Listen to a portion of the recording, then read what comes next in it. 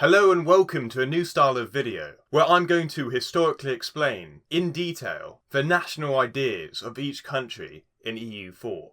Today's nation is Austria, which is one of the most powerful nations at the start of the game, since they are Emperor of the Holy Roman Empire. But before we begin, did you know that 80% of you aren't subscribed? So why not join all these wonderful people and subscribe so you don't miss out on some of our EU4 content?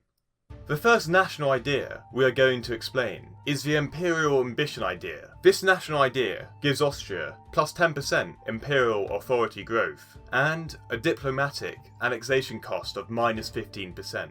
During the 13th century, a HRE emperor by the name of Friedrich II gave a large amount of concessions to the German princes. On his deathbed, the emperor became very decentralised and inefficient. However, the Habsburg king Albert II was elected HRE emperor in 1438 and had the ambitious idea of uniting the empire under his banner, which the national idea historically refers to. As we know now, however, the Habsburgs were never able to make the HRE title hereditary, and it was always an elective position, although you may be able to change that in EU4.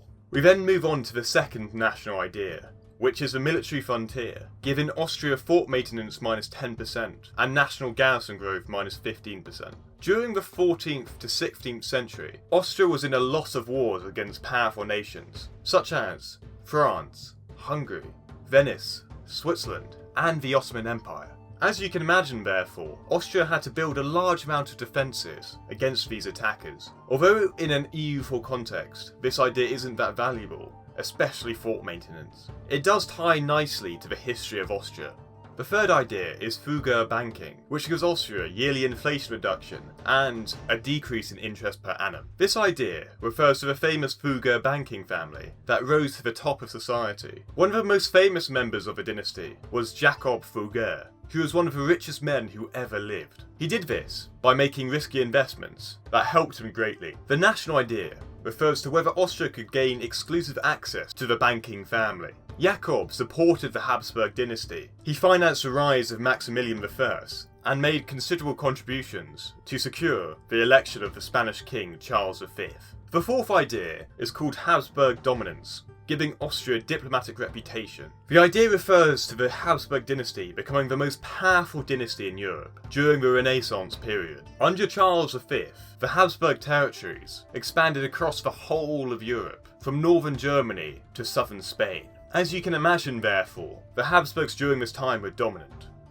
The fifth national idea is the Edict of Restitution that gives Austria +2 missionary strength. This refers to when the HRE Emperor Ferdinand tried to restore the religious settlement after the Peace of Augsburg in 1555.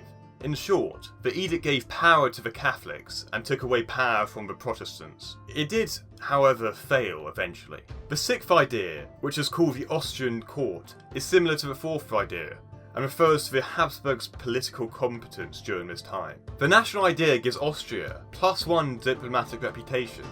The final idea is the Hofkriegsrat, founded in 1556. This was a building in Vienna that oversaw the Austrian military. It consisted of a council of 5 generals and senior civil servants that enabled Austria to have a more effective military. Therefore, its bonuses of reinforcement speed +30% and discipline +3% is understandable. Now, what idea would I personally add to this? So for me, being partly Austrian, one thing Austria is known for is its palaces and architecture. If you go to Austria, there are a number of interesting buildings, such as the Hofburg. Therefore, I propose a national idea where Austria is able to gain a reduction in building costs and an increase in prestige due to their buildings. Thank you guys for watching. Let me know what country you want me to do next in the comments, and make sure to check out some of my other history content.